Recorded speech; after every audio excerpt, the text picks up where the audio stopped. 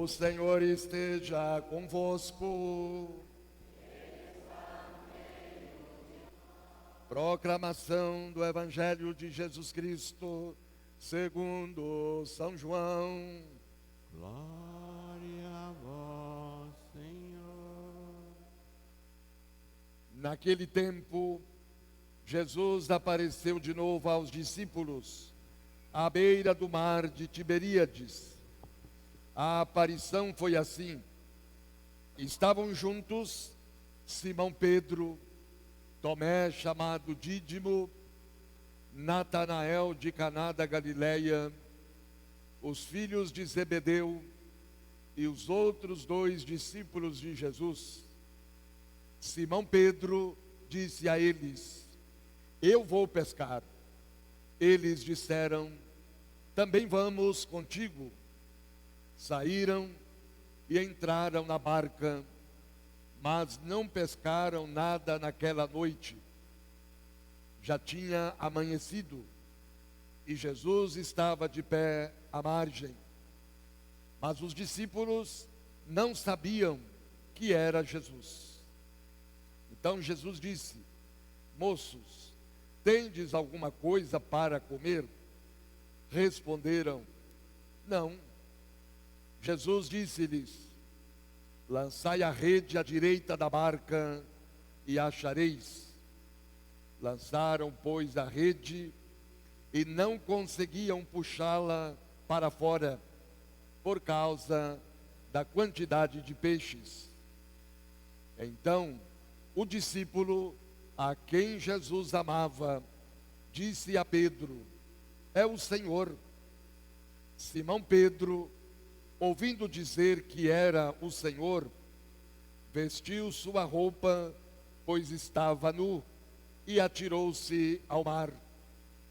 Os outros discípulos vieram com a barca, arrastando a rede com os peixes.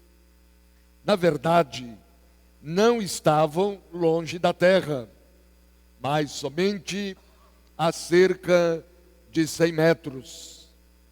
Logo que pisaram a terra, viram brasas acesas, com peixe em cima e pão. Jesus disse-lhes: trazei alguns dos peixes que apanhastes. Então Simão Pedro subiu ao barco e arrastou a rede para a terra. Estava cheia de 153 grandes peixes. E apesar de tantos peixes, a rede não se rompeu. Jesus disse-lhes: vinde comer. Nenhum dos discípulos se atrevia a perguntar quem era ele, pois sabiam que era o Senhor. Jesus aproximou-se, tomou o pão e distribuiu-o por eles. E fez a mesma coisa com o peixe. Esta foi a terceira vez que Jesus, ressuscitado dos mortos, apareceu aos discípulos. Palavra da salvação. Glória a vós, Senhor. Aleluia, ele ressuscitou. Aleluia, é ele o Senhor. Aleluia, ele ressuscitou. Aleluia, é ele o Senhor.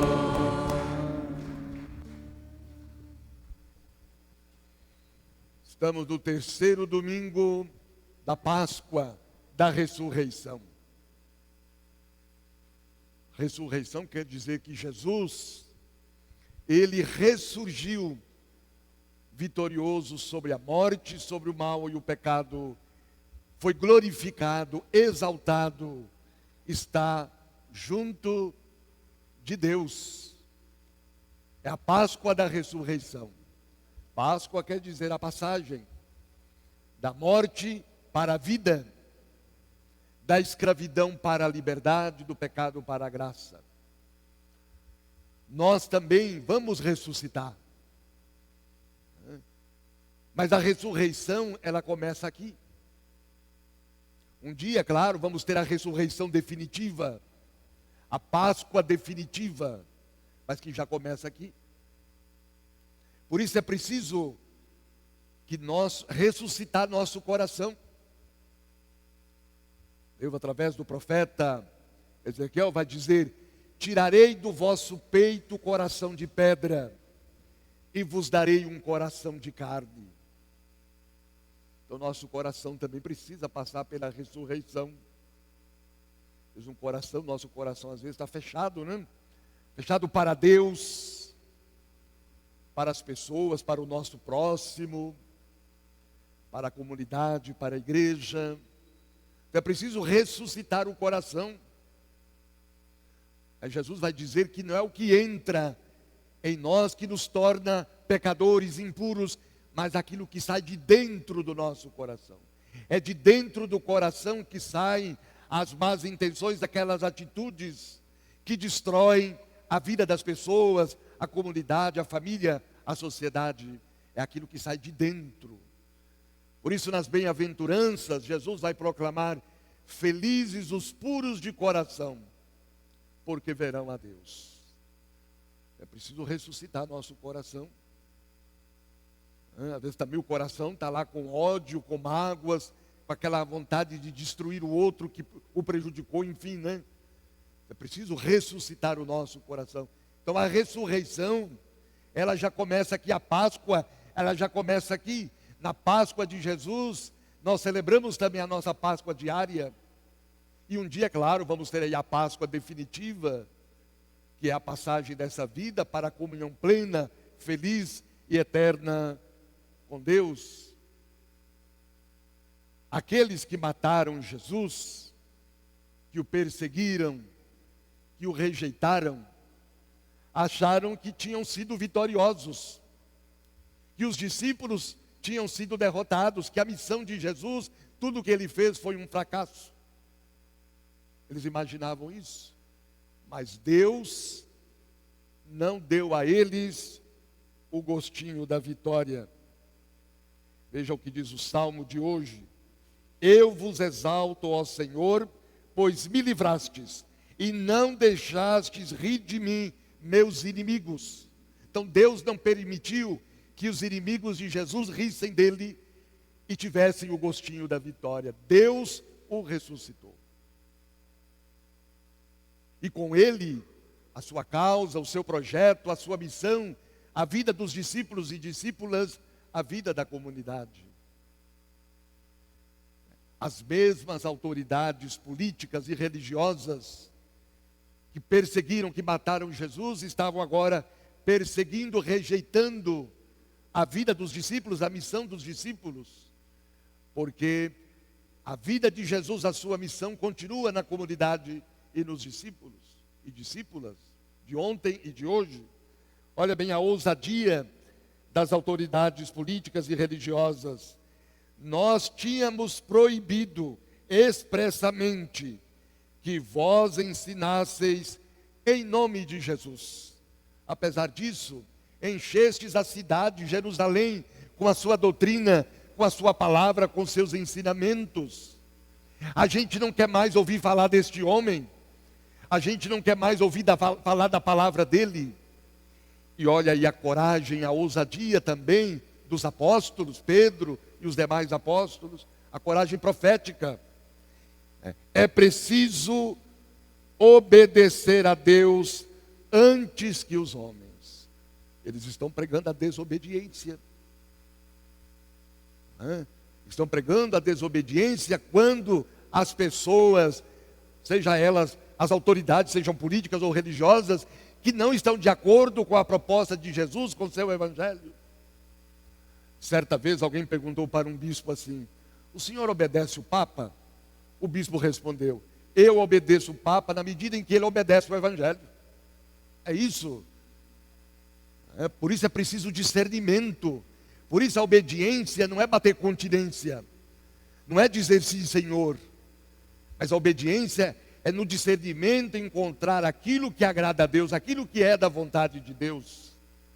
Então, obedecer antes a Deus do que aqueles que querem calar a voz dos que anunciam e testemunham o evangelho do reino. Portanto, a voz de Deus deve ser para os discípulos e discípulas de Jesus a referência decisiva, a orientação fundamental, a verdade suprema. Os verdadeiros seguidores e seguidoras de Jesus, animados pelo Espírito, estão mais preocupados com a fidelidade ao caminho de Jesus, ao seu evangelho, do que as ordens ou interesses dos poderosos, das pessoas. Ainda hoje tem muita gente que não quer que a igreja fale a verdade do evangelho.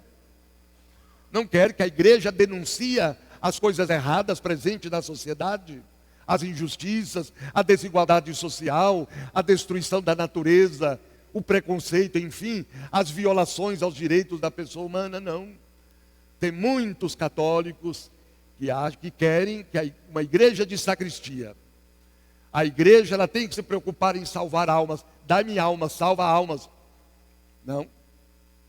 Se preocupar com as almas, sim, com a salvação eterna, sim. Mas precisa se preocupar também com os seres humanos, porque nada que seja humano, né, é estranho para a igreja. Nada que seja humano. E como diz o documento do Concílio Vaticano II, alegria e esperança, as alegrias, as esperanças, as tristezas e as angústias dos homens de hoje, sobretudo dos pobres e de todos os que sofrem, são também as alegrias e as esperanças dos discípulos de Cristo. Então não podemos pretender isso, né?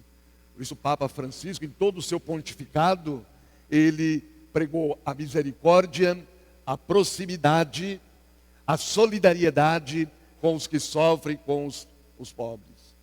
Na carta aos Hebreus, tem um trechinho lá que diz assim, que Jesus não veio se ocupar de anjos, mas da descendência de Abraão. E o que é a descendência de Abraão? Nós, os seres humanos.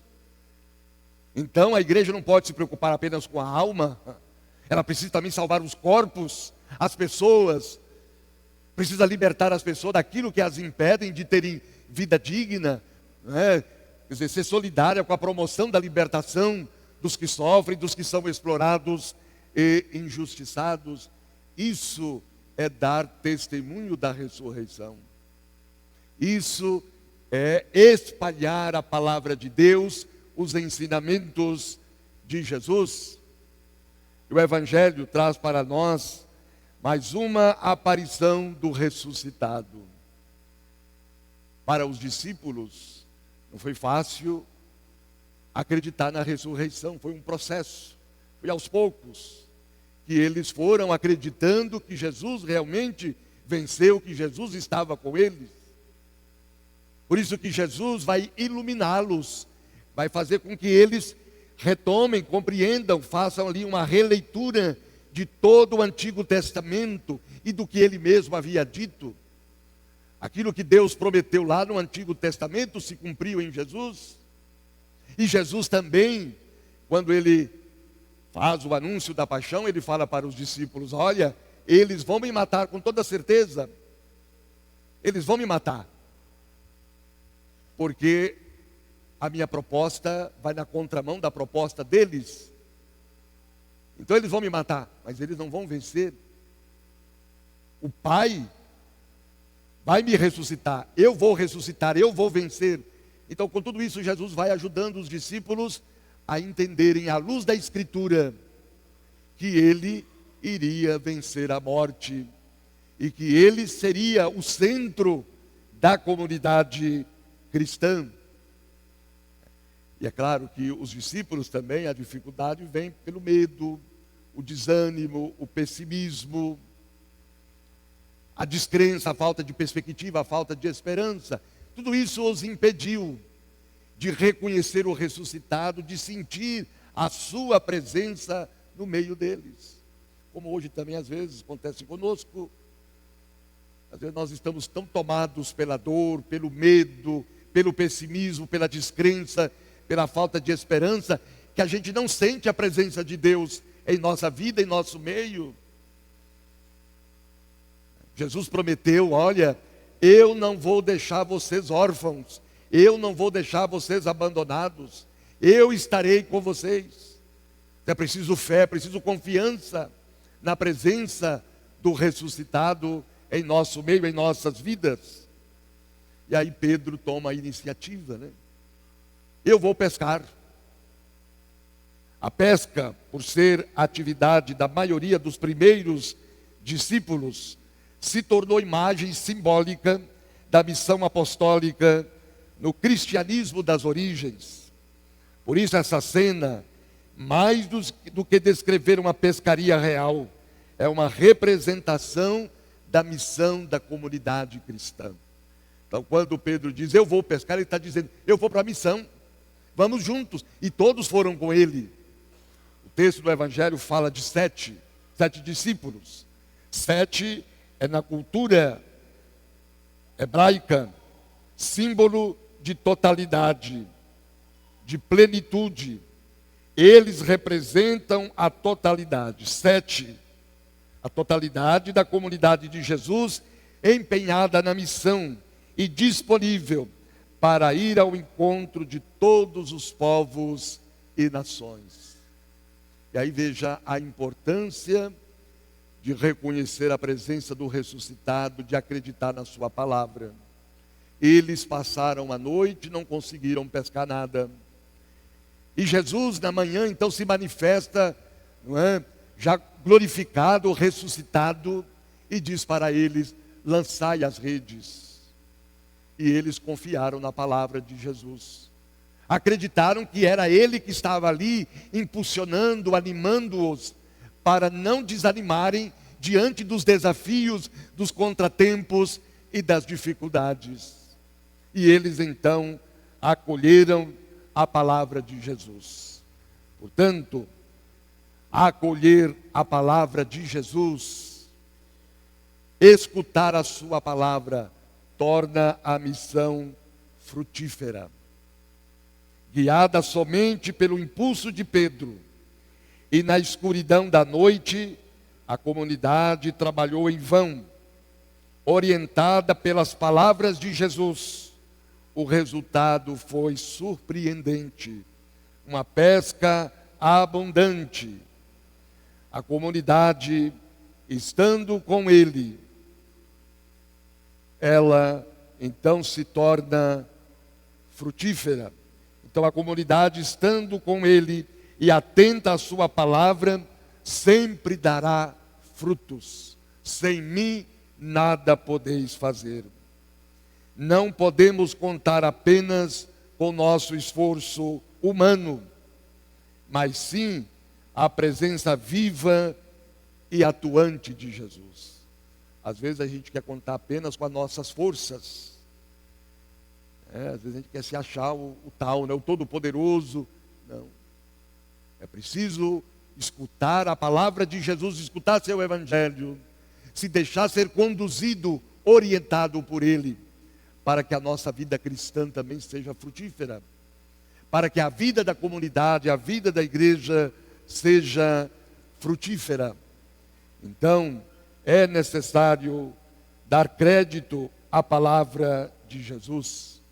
A comunidade, os discípulos e discípulas de Jesus em missão, tem de estar constantemente sintonizada com Ele, tem de estar à escuta da palavra e das orientações de Jesus, tem de fazer o que Jesus disser, de viver de acordo com o estilo e os valores que Jesus definiu.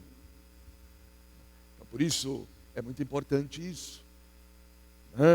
Não deixar de escutar a palavra. Nossa comunidade, nós discípulos e discípulas de Jesus, é preciso escutar a sua palavra, meditar a sua palavra. Por isso a importância da leitura orante nos grupos. A gente se encontrar e na leitura orante, na escuta da palavra, tirar dela proveito espiritual, motivação, esperança e ânimo, para dar testemunho de Jesus, da sua presença no mundo, no dia a dia. Então isso é muito importante. devemos ser cada vez mais a casa e a escola da palavra. E Jesus então ali convida os seus discípulos para a refeição. Como sinal da sua presença, ele convida os discípulos à refeição. Vinde, comei. Esta refeição representa a Eucaristia, já consolidada entre as comunidades na época da redação do texto do Evangelho. Vinde comer. É dirigido a todos e a todas. Participar desse banquete é um ato de amor. A maioria dos nossos católicos não tem consciência da Eucaristia dominical e às vezes até fora do domingo. Não dão às vezes aquele devido valor. Não é? Às vezes arruma desculpas e pretextos para não ir na missa, principalmente no domingo. E Jesus continua fazendo esse convite: vinde, comei. Vinde participar desse banquete da vida, da esperança e da salvação. Então é preciso valorizar a Eucaristia, celebrá-la com alegria, com gosto, porque a Eucaristia também tira de nós o medo, o desânimo e nos faz comprometidos com a missão. Eu vou pescar, nós também vamos com você. Olha aí a corresponsabilidade missionária. A maioria dos nossos católicos, uma boa parte dos católicos hoje, sofrem com uma doença chamada preguiça espiritual, comodismo. Essa preguiça espiritual, esse comodismo, impede a igreja de crescer. Impede a igreja de testemunhar o ressuscitado, a sua palavra. Veja como nossas pastorais estão fracas de pessoas. E tantas atividades da comunidade que poderiam se desenvolver melhor. Mas falta isso, essa corresponsabilidade missionária, né? Essa participação. Então é muito importante, no tempo da Páscoa, refletirmos isso. Então, nos deixemos ser conduzidos, iluminados pela palavra do ressuscitado, para que assim nós possamos assumir a nossa missão também, a nossa corresponsabilidade missionária, com coragem, com ânimo, com esperança, com profetismo.